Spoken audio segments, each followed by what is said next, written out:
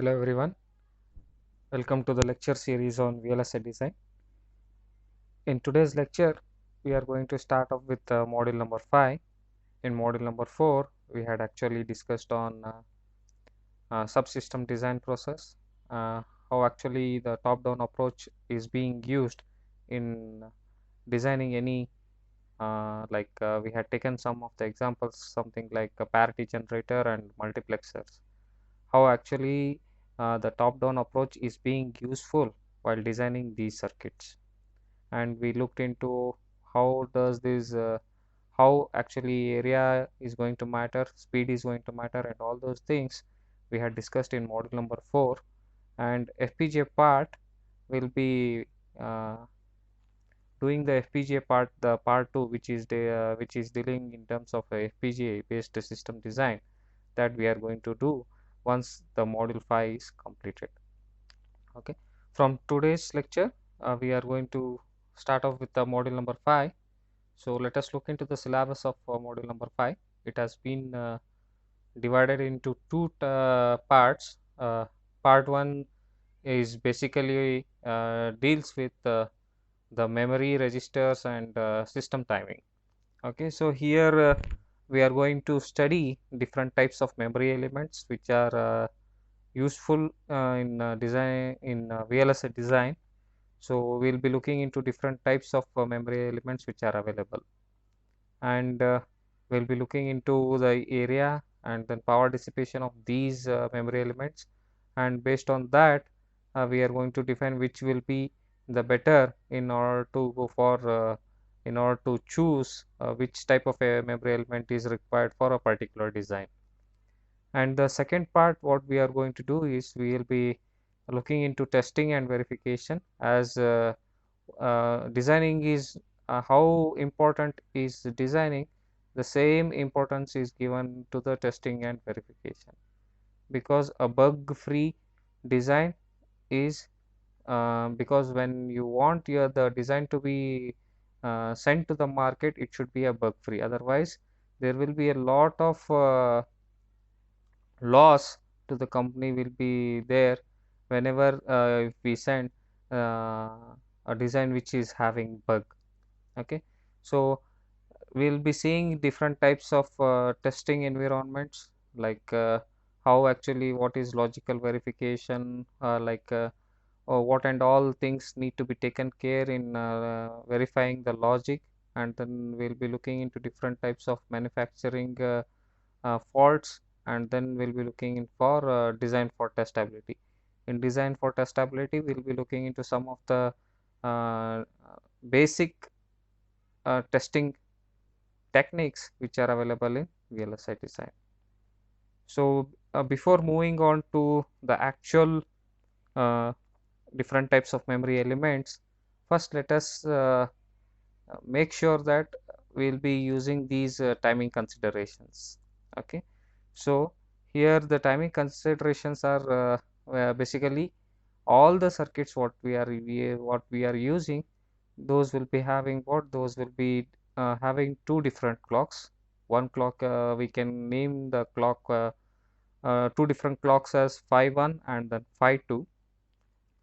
So phi 1 will be a leading clock, and then phi 2 will be a lagging clock. That means there is a time difference between phi 1, clock phi 1, and then clock phi 2. So the clock which is entering first, that will be clock phi 1, and then after some delay the clock which will be entering next, that will be a clock phi 2. Okay, so these two clocks are non-overlapping signals. Okay, that even that we have to consider. And the bits what we are going to write into memory elements, the bits which are going to be returned into the registers or memory elements, those will be written in synchronization with clock phi 1. Okay, so in synchronization, if you take any memory element, we'll be writing signals in terms of write signals, and then we'll be reading the signals in terms of read signals. The write signals will be if you want the write signal to be synchronized with clock 1, then what we are going to do, we are going to add the write signal with the clock 5-1. So that is why here you can observe the what we have written is write signals are ANDed with clock 5-1. And you might consider that why actually this 5-2 is being used, since the writing part and then reading part is taken care by only clock 5-1, then what is the use of clock 5-2? So clock 5-2 is used mainly to refresh the data. Okay, that means uh, the data which is being stored after sometimes it might get what it might get corrupted, so we need to refresh the data every 1 millisecond, or every for certain time limit will be there. After that time limit the data has to be refreshed, so that we will be storing the actual data which has been written into the memory element. So the refreshing data is being taken care by what? It is being taken care by our clock 5-2 signal. Since we are writing our signals in synchronization with clock 5-1, and then in the similar fashion the reading of the bits which are being stored in the memory elements are being how actually we are reading those signals, we will be making high our read signal. So even these read signals will be in synchronization with clock 5-1. So when it comes to synchronization, we will be ANDing our read signal with clock 5-1. So these are some of the requirements, like some of the considerations what we are having before moving on to our uh, actual memory elements. Okay, so the first memory element is dynamic shift register stage. So this is the circuit which we are using for dynamic shift register. So actually here this is a 4-bit dynamic shift register.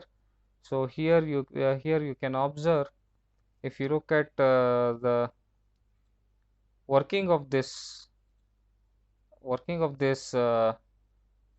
shift register, here we can observe, you can observe that here actually basically we are having 4 different stages. So here this is for bit 3, and then this is for bit 2, and then this is for bit 1, and then this is for bit 0. For each stage we are having what? We are having two inverter stages we are having. Okay, so when it comes to the working of this, what actually happening is, see, whenever we want to store some memory elements, we need to have what? We need to have write signal. Here instead of write signal they have used a signal called load. Okay, so as we said, whenever we are writing the signal it should be synchronized with 5-1. That is why here this load signal has been ANDed with what? It has been ANDed with 5-1. Okay, and then here also the reading operation will be done in synchronization with 5-1. Again here what we have done, the read signal has been synchronized with 5-1, so it has been ANDed with 5-1 over here also. Now if you take let me take how actually we are writing the signals. Let me take some example over here. Let me have if I want to write something like this 1101. So this is a 4-bit signal.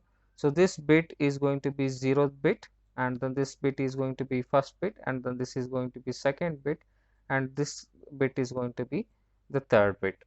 Okay, so the loading will happen from here, from this point. So the 0th bit will be loaded first, that is why I'll be sending 0 over here. Okay, so when I load 0 over here, this inverter will have its own gate capacitance over here. So inverter will be having its own gate capacitance. Okay, so here you will be having a gate capacitance. In the similar fashion for this inverter also you will be having a gate capacitance over here. Okay, so what happens is that when you load a signal, okay, when you load a signal, the gate capacity, the signal what you are, the bit what you want to store, it will be loaded into what? It will be loaded into the gate capacitance over. here. See, now how actually the gate capacitance is going to do, what actually this gate capacitance is going to do. See, when I have this gate capacitance, if I want to write 0 over here, then the charge which is present inside this capacitor, that is going to be 0. Okay. So when I write something like 1 to into this, when I load 1 to this particular capacitor what you are having, that is going to be charged to VDD. Okay. So at this point what you are having, you can observe this point over here, right? This point, when you have 0, here you will be having 0 volt.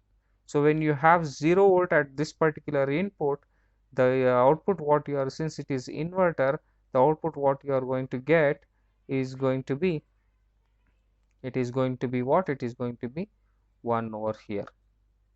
Okay.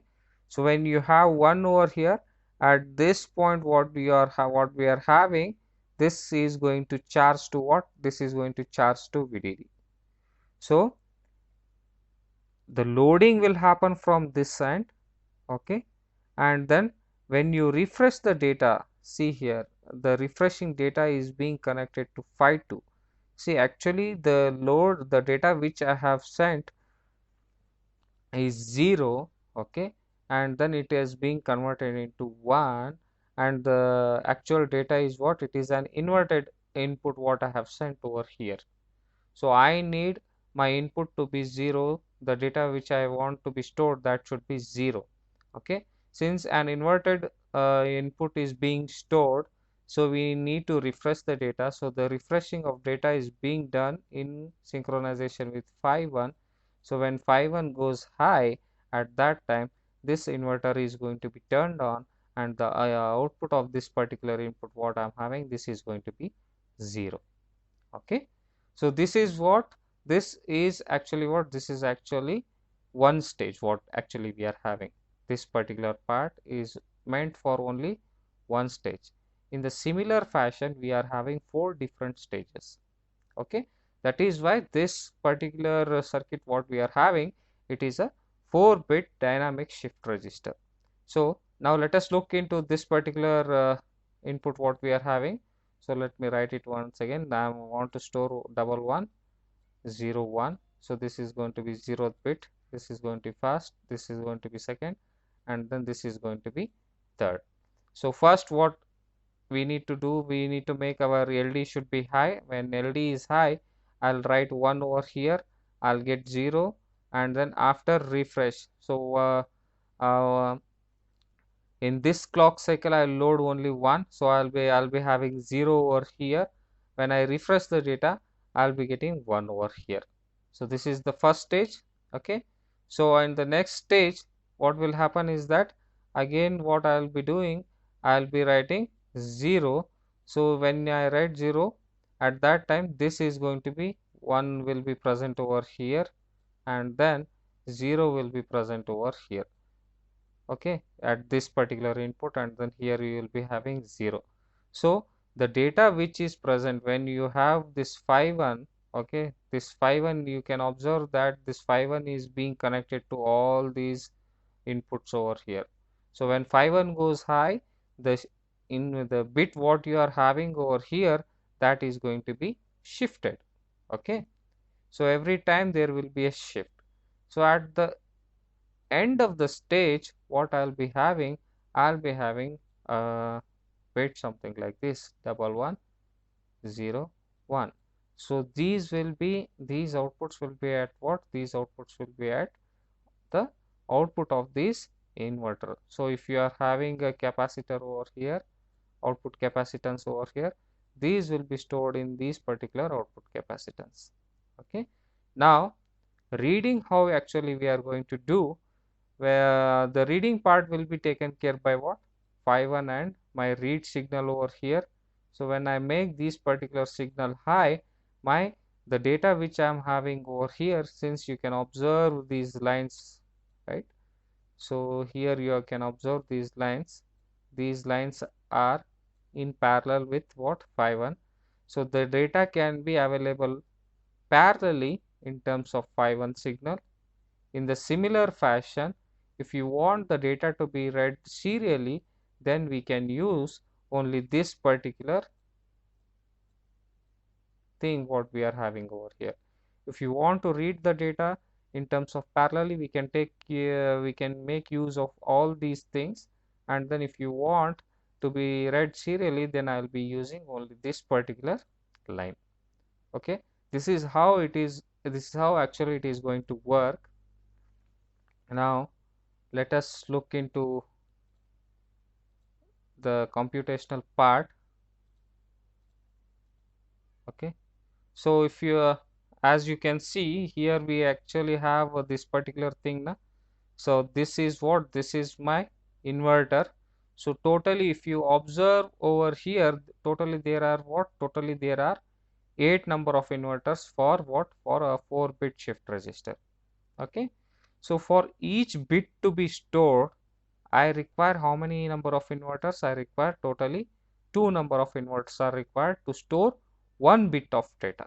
So based on that, let us look into the layout area which is being required for this particular inverter, and then based on that we are going to calculate what is the area which is required, and then what might be the power dissipation. Okay, so now if you look at, if I take NMOS logic, the width what you can observe is that here it is width is 22 lambda, and then height is what, it is 33 lambda.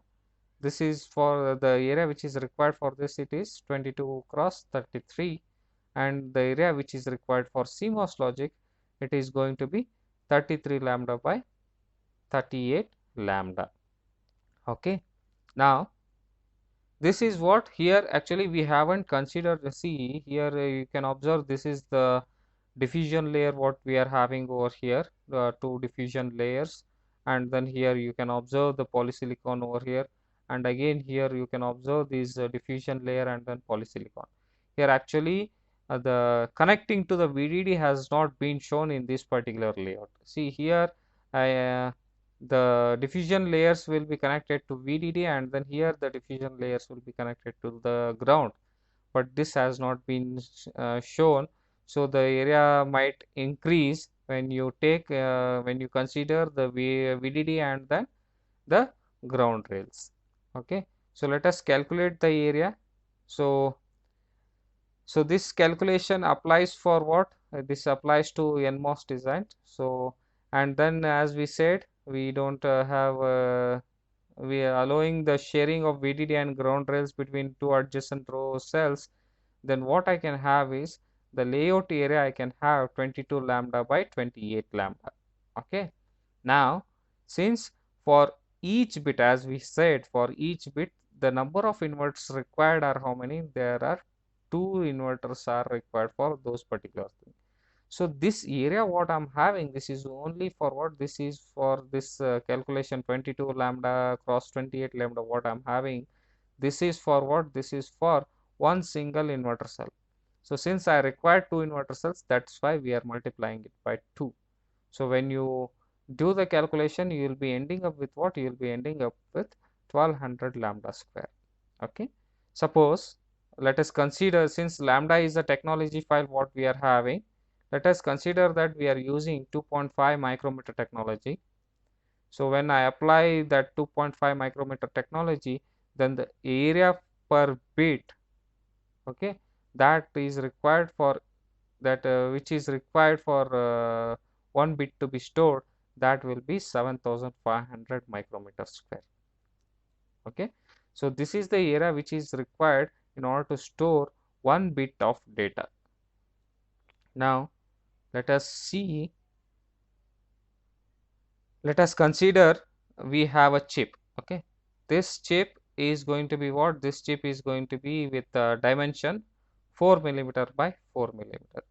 In this chip, how many bits I can store? Since I have calculated for 1 bit how much area is being required. The area which is being required is 7500 micrometer square. So how many bits I can store in this particular chip area, that we are going to calculate. How we can calculate? So let us consider, so let us take the total area. The total area will be what, it is going to be 16 millimeter square. So 4 mm cross 4 mm. So it is going to be 16 millimeter square. So one bit area is 7500. So I'm going to divide it by this thing.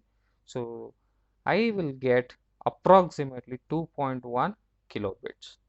So this chip can store 2.1 kilobits of data on this chip.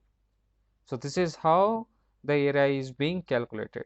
So if you go for, this is only meant for what? This is meant for 2.5 micrometer technology.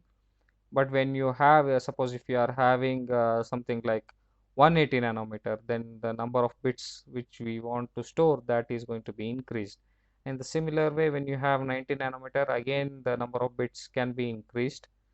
Okay, so this particular area calculation is meant for what? This is meant for the dynamic shift register stage.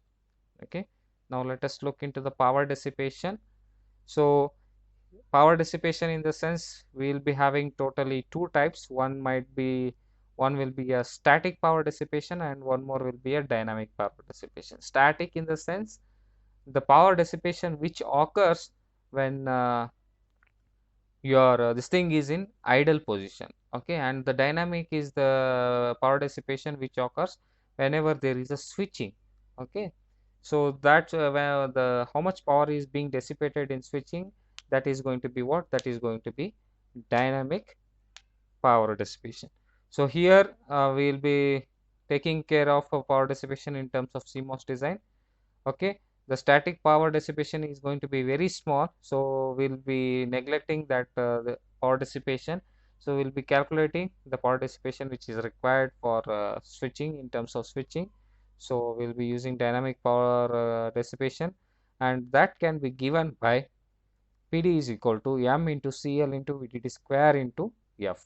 Okay, so where M is going to be the duty cycle of our phi 1 and then phi 2, and then CL is going to be a load capacitance, and then VDD is going to be the output voltage, the input voltage what we are having over there, and then F is going to be the clock frequency, the frequency of our clock phi 1. Okay, so now let us look into, since we are having the NMOS inverter. So this NMOS inverter is going to have, we will be having pull-up ratios, right? So pull-up and then pull-down ratios. So, since the ratio is 8 is to 1, the Z pull-up will be 4 into RS, and then Z pull-down will be 1 by 2 into RS. This we had calculated in our previous classes, how actually this thing, the same 8 is to 1 we had represented in a different format. So that format is going to be what? It is going to be 4 into RS and then 1 by 2 into RS. This we had calculated in the previous things. So as we know, current is equal to V by R. So current is equal to VDD divided by Z pull up by Z pull down. That we are going to end up with what? It is going to be 110 microamperes, which is this much of current it is going to flow through whenever there is a switching. Whenever there is a switching, this much amount of current is going to flow through the circuit. So when switching is going to happen in terms of 110 microamperes, the dissipation per bit stored. So how much amount of dissipation will occur in order to store 1 bit of data, that is going to be what we are going to calculate in terms of VDD into current. As we know, the current what we have got is 110 microamperes, and then the VDD what we are having is going to be 5 volt. So if I multiply this, the power dissipation what I will be getting is going to be 550 microwatt. This 550 microwatt is the power dissipated to store 1 bit of data. But as we know, for our chip, we had said that we had considered 4 cross 4 mm bar 4 mm chip size. There we were storing 2.1 kilobits of data.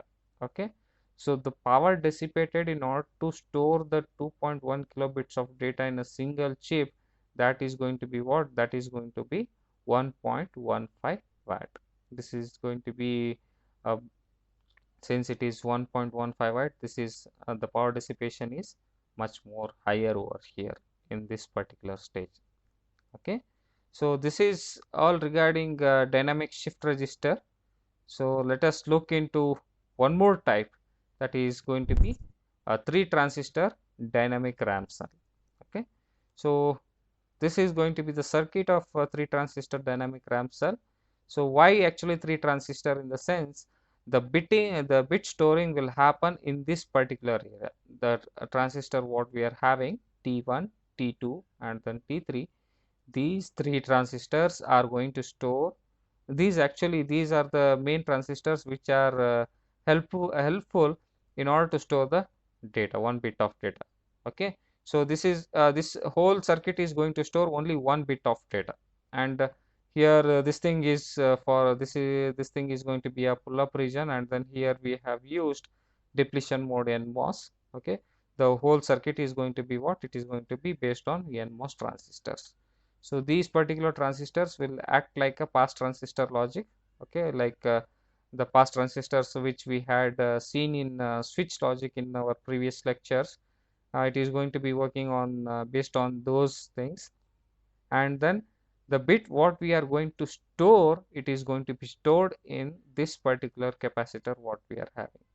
So how actually we are going to write the data into this particular capacitor, and then how actually we read the data from this particular capacitor, that we are going to see in the further slides. Okay, now let us look into the write operation of how actually we are going to write the data into this particular capacitor over here. Okay, so to write the data, suppose if I want to write 1, then what we need to do? I need to make this write signal should be what? This write signal should be high, and then the read signal should be 0. The data which I am going to write is going to be sent in terms of this bus. Okay, so this is the bus what we are having here. Actually the data is being sent, and then from this bus the data is being written to this particular capacitor. Okay, so 1 is being present at this bus, and the read signal what we are having, it is 0, and the write signal what we have given, it is going to be logic 1. Now you can observe, since we have given this particular data, now what you can observe is that these particular transistors what we are having over here, the transistor T1 is going to be turned on, and then T3 is going to be turned off. So since these are turned on and turned off, the transistor T1 will be acting like a closed switch, and then T3 is going to be an open switch. Okay, so since this is open switch over here, there won't be a path from bus to ground. So since this is going to be an open circuit. Okay, now here this particular path what we are having, this is going to be what? It is going to be a closed switch, closed path. So I'll get a path from my bus to this capacitor CG.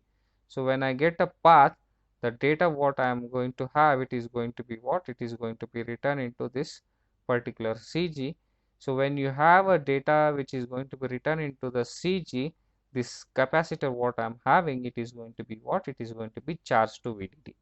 So this point, actually this point what I'll be having, that will be a 5 volt over here. The data which is being written, it will be stored where? It will be stored in this capacitor area. Okay, now this is how we are going to store bit 1. Let us look into how actually we can write bit 0. So again, in order to write bit 0, again I need to make my write signal should be high, and then my read signal should be 0. The bus will be having logic 0. Okay, so here we again the transistor T1 is going to be a closed switch, and the transistor T3 is going to be an open switch. And you can observe, since T3 is open, there won't be any path from bus to ground, and then there will be a path from bus to capacitor CG, since transistor T1 is acting like a closed switch. Now since it is a closed switch, this 0 will get a path from CG, so that CG what will be having, it is going to be connected to ground. So discharges. Suppose if you are having 1, if you are written 1, since we have applied 0, then that 1 has to be replaced with a 0. So this capacitor, if it is having any charge, then that is going to be discharged through ground. So the voltage across gate of T2 is going to be what? It is going to be 0 volt. So this is how you are going to write bit 1 and then bit 0 into 3 transistor dynamics. Let us see how actually read operation is going to take place.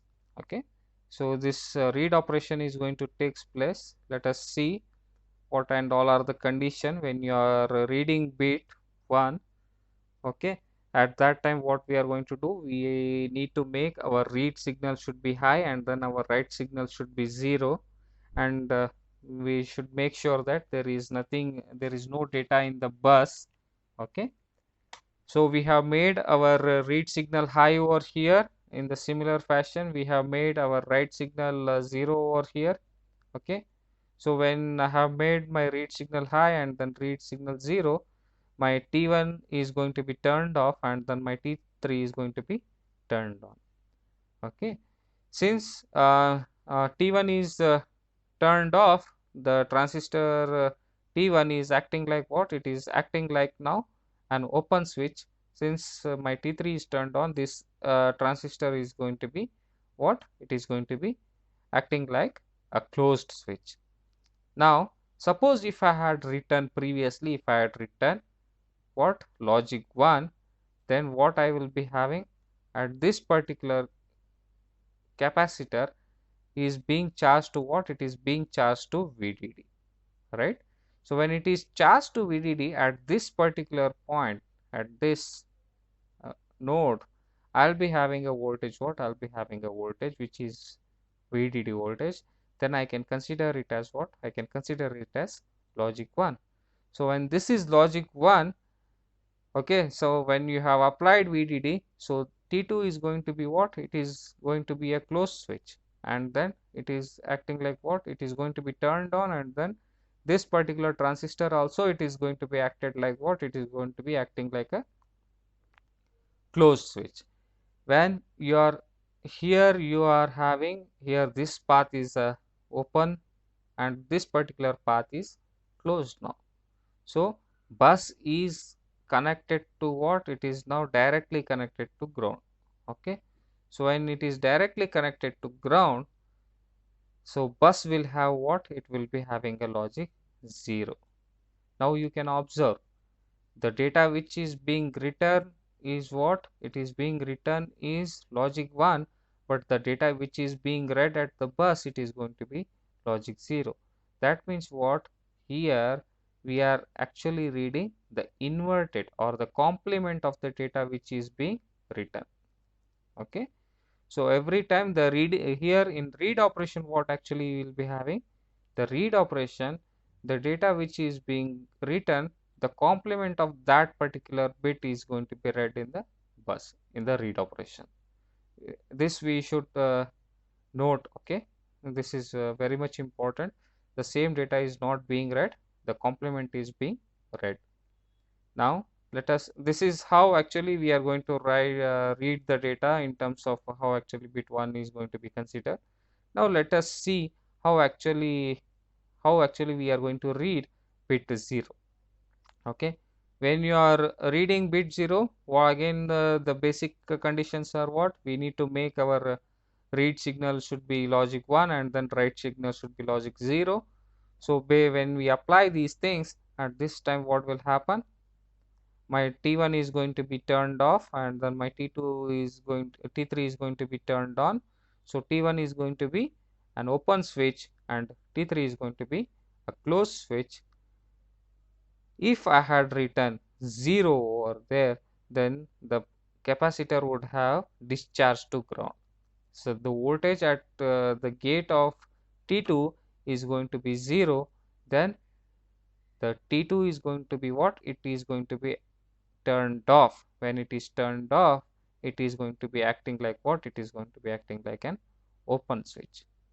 So if you look at this, I don't have a path from bus to this capacitor. I don't, even this path is open, and even this path is also open.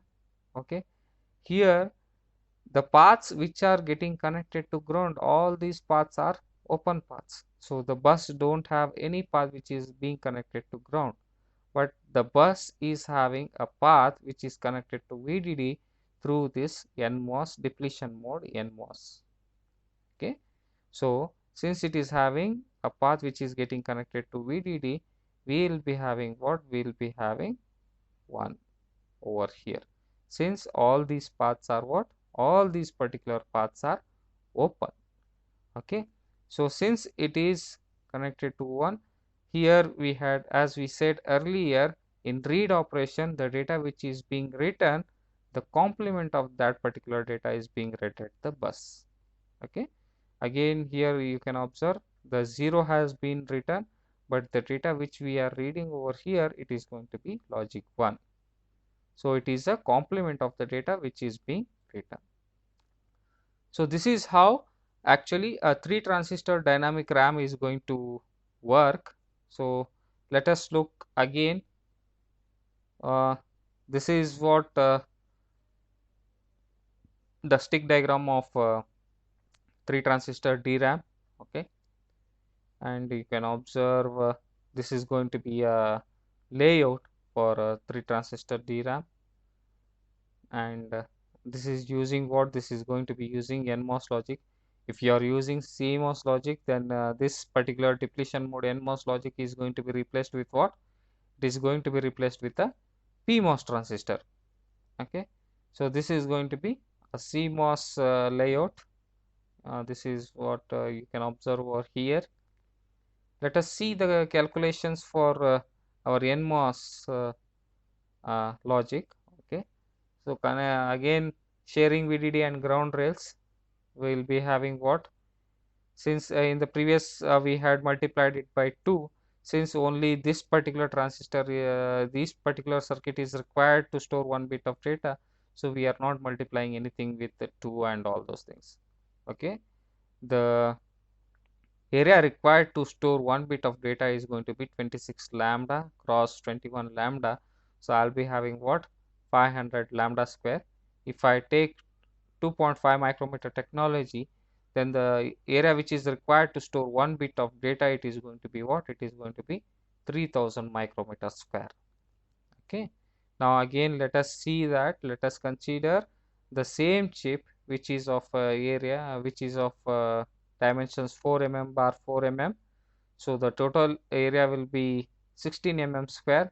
The total number of bits what I can store, it is going to be what? It is going to be 4.8 kilobits. There in the previous this thing we had what? We had stored only 2.1 kilobits. By using 3 transistor DRAM cell, I can store 4.8 kilobits. This is almost more double than the dynamic shift register cell what we had seen in the previous slides. It is going to be a double. Okay, so let us, since the number of bits what we have stored over here is 4.8 kilobits, let us look into the power dissipation over here. Okay, so power dissipation is almost nil over here, and the current flows only when read signal is high. Okay, now read signal flows, read signal is high and 1 is stored, right? So here 1 is being stored, and then the bus is going to be shorted to what? It is going to be shorted to ground. So then the current flows through these particular things. That is why the dissipation will occur when you are going to read the data which is 1 over here. Okay, now let us see one more dynamic RAM cell, that is one more type. Since we had seen 3 transistor, let us look into 1 transistor dynamic RAM cell. Okay, so this is actually the circuit for 1 transistor dynamic RAM cell. Okay, since only 1 transistor is being used in order to store the bit what we are having, That is why it is called one transistor DRAM. Okay. Now here the data which we are going to be data which we are going to store, that is actually being stored in this particular capacitor. The capacitor CS what actually we are having here, the storing of the data is being taken care. Here we are having two different lines, WL and then BL. So WL stands for your write signal and read signal, or you can say it as a word line. Okay. So this word line is going to take care whether to write or read the data. So BL is nothing but bus line. The data which we are going to send, it is going to be sent through this BL line. So let us look into the working of this particular operation over here, how actually this transistor is going to work. Okay. So let us look at the write operation. Whenever you are having write operation, we will be what? We will be sending one to our word line over here, and we will be making sure that this CBL, this capacitor CBL what we are having, it will be pre-charged to VDD by 2. Make sure that this particular voltage VDD by 2. Okay. So when this will be pre-charged to VDD by 2, so if I want to write 1, okay, to write bit 1, I will be sending 1 to this particular bus line over here. So since I have made my the word line as 1, this particular transistor is being turned on. Okay. When this particular M1 transistor is turned on, this is going to be acting like what? It is going to be acting like a closed switch. And since this is what? This is VDD by 2 over here. So at this point, this voltage at this level also I'll be having what? I'll be having VDD by 2, and here also I'll be having VDD by 2. If I want to write 1 over here, the voltage at this point is going to be what? It is going to be greater than VDD by 2, and then it is going to be a voltage at this level, it is going to be what? It is going to be VDD, which is greater than VDD by 2, and then this capacitor is going to be charged. Okay. So CS capacitor what we are having, it charges to what? It charges to VDD. So when it charges to VDD, that means what? I have stored logic 1. Okay. The data 1 is being stored. So in the similar fashion, to write bit 0, again what? We will make our bus line to be 0. At this particular stage, this voltage is going to be what? It is going to be 0. Okay. 0 volt will be there at this particular stage, which is lesser than VDD by 2. So since it is having a lesser voltage compared to this, the capacitor is going to discharge, since it gets a path over here to discharge, right? Since this transistor is turned on, it gets a path to discharge. So the CS charge discharges to what? It discharges to ground. Okay.